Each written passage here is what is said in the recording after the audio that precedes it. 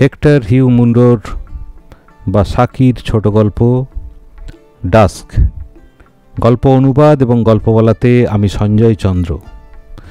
সাঁঝের বেলা, তখন ঘড়িতে 6:30। নরম্যান গডসবি পার্কের বেঞ্চেতে এসে বসল। বেঞ্চের পিছনে সবুজ ঝোপঝাড়, লোহার রেলিং দিয়ে পৃথক করা, সামনে বেশ চওড়া হাঁটার রাস্তা।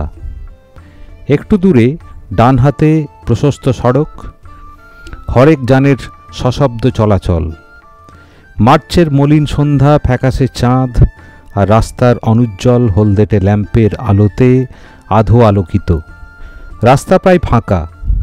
সামান্য যে কজন হাঁটছে বা এখানে ওখানে ছড়িয়ে ছিটিয়ে বেঞ্চে বসে, তাদের অবয়বটুকু কেবল চোখে পড়ে এই আলো আঁধারিতে। সান্ধ্যকালীন এই বিষণ্ণতা গডসবির বেশ ভালো লাগে। তার মনটাও বেশ বিষণ্ণ। নরম্যান গডসবি মনে করে দিনের এই সময়টা পরাজিতদের, হেরে যাওয়া পরিশ্রান্ত মানুষদের, যারা দুর্ভাগ্য আর হতাশাকে আড়াল করতে চায়, যারা কৌতূহলী জনসমক্ষ থেকে ভারাক্রান্ত মলিন মুখ অদৃষ্ট রাখতে চায়, তাদের জন্য এই সময়। এই গোধূলির আধো অন্ধকারে যারা বাদুড়ের মতো বের হয়, একা একা পার্কের বেঞ্চে এসে বসে, তারা অন্যদের দৃষ্টি এড়াতে চায়। উজ্জ্বল আলোকিত কোলাহলপূর্ণ সদর রাস্তা তাদের নয়। এগুলোর সাথে ব্যর্থতা মানানসই নয়। গডসবি এরকমই ভাবছিল বেঞ্চে বসে বসে। সেই মুহূর্তে নিজেকে সে পরাজিত নিষ্ফলের দলেই ভাবছিল। একটা নৈরাশ্যবাদ তার মধ্যে কাজ করছিল। ব্যাপারটা এরকম নয় যে নরম্যান গডসবি জীবনযুদ্ধে চরম পর্যদুস্ত বা পয়সাকড়ির টানাটানি। পয়সাকড়ি যথেষ্টই ছিল, এবং সেদিক দিয়ে দেখতে গেলে এই আলো আঁধারিতে না বসে ওই কোলাহলপূর্ণ অঞ্চলে গিয়ে বসতেই পারত, যেখানে লোকেরা এখনও জীবন সংগ্রামে রত। তবু কেন কোন অজ্ঞাত কারণে গডসবির মনে হয় সে অনেকখানি ব্যর্থ, এবং মাঝে মাঝেই এই কাল্পনিক ব্যর্থতার বিষাদ রসে নিমজ্জিত হয়। তখন সেই পার্কের বেঞ্চেতে বসে এক নৈরাশ্যবাদীর দৃষ্টিতে জীবন এবং মানুষজনকে সন্দিগ্ধভাবে উপলব্ধি করে।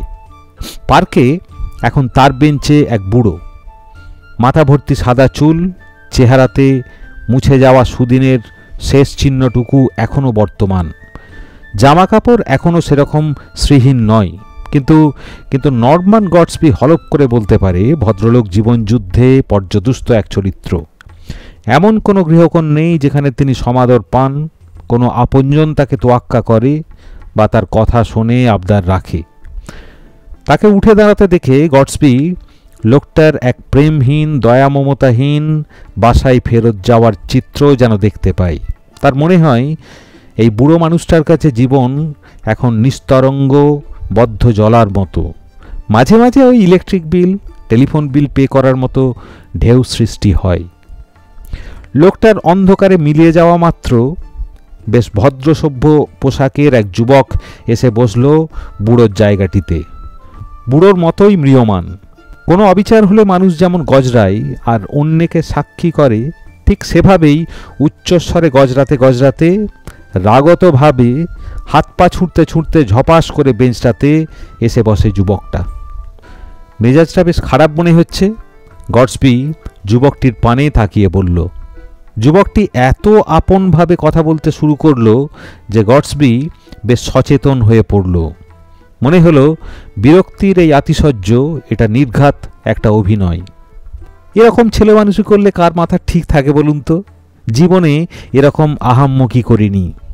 তাই গডসবি নিষ্প্রিয়ভাবে বলল, এই আজই এখানে এসে পৌঁছেছি, বুঝলেন। বার্কশায়ারের প্যাডিংটন হোটেলে ওঠার ইচ্ছা ছিল। ট্যাক্সি নিয়ে সেইখানে গিয়ে দেখি হোটেল ভেঙে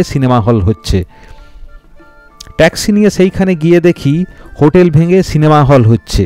ট্যাক্সি ড্রাইভারই অন্য একটা হোটেলে নিয়ে গেল, পছন্দসই হোটেলেই ওঠালো। তো লাগেজ টাগেজ রেখে বেরোলাম সাবান কিনতে। সাবান প্যাক করতে মনে থাকেনি, আর হোটেলের সাবান আমার একেবারেই না পছন্দ। এদিক ওদিক একটু ঘুরে বারে ঢুকে সামান্য হুইস্কি পান করে হোটেলে ফিরবো ঠিক করেছি। খেয়াল পড়ল হোটেলের নাম ভুলে গেছি। কোথায়, কোন রাস্তায় কিচ্ছুটি মনে নেই। আর এই শহরে না কোনো বন্ধু না কোনো আত্মীয়। পকেটে সামান্য কিছু নিয়ে, ওই 1 শিলিং মতো নিয়ে বেরোনো, সাবান আর ড্রিঙ্কের খরচ। এখন পকেটে সম্বল এই 2 পেনি। রাত্রিটা মনে হচ্ছে খোলা আকাশের নিচে কাটাতে হবে। বিলাপ থামিয়ে ছোকরা বেশ কিছুক্ষণ চুপ করে থাকলো। গডস্পিকে কথা বলার সময় দিল। গডস্পি কিছুই বলল না। ছোকরা রুক্ষ কণ্ঠে জিজ্ঞাসা করল, আমার কথাগুলো নিশ্চয়ই আপনার অসম্ভব বলে বোধ হচ্ছে? গডস্পি মাথা নেড়ে বলল, মোটেই না। অসম্ভব কেন হবে? আমারই একবার হয়েছিল বিদেশে। অবশ্য তখন আমরা 2 জন ছিলাম। আর একটা সুবিধাও ছিল, হোটেলের পাশেই একটা খাল। এটা খেয়াল করেছিলাম। তাই খালটা ধরে হেঁটে হেঁটে হোটেলটা খুঁজে বের করা কঠিন হয়নি।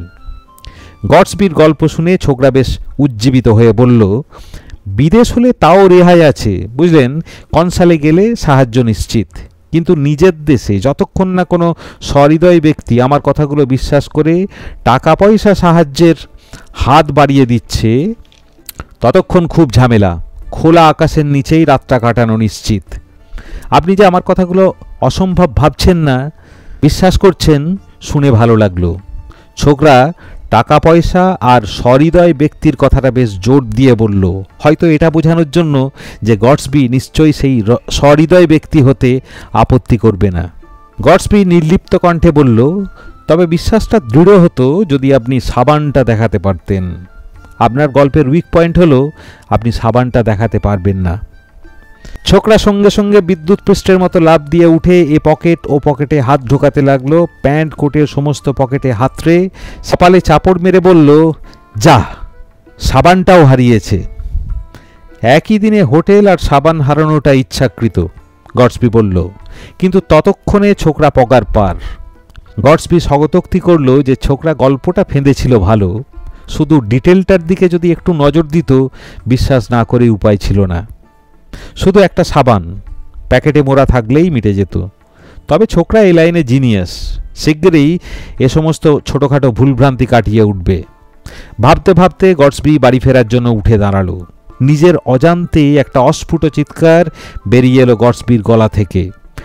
নিচে মাটিতে বেঞ্চের ঠিক পাশটিতে পড়ে সুদৃশ্য মোড়কে একটা সদ্য কেনা সাবান।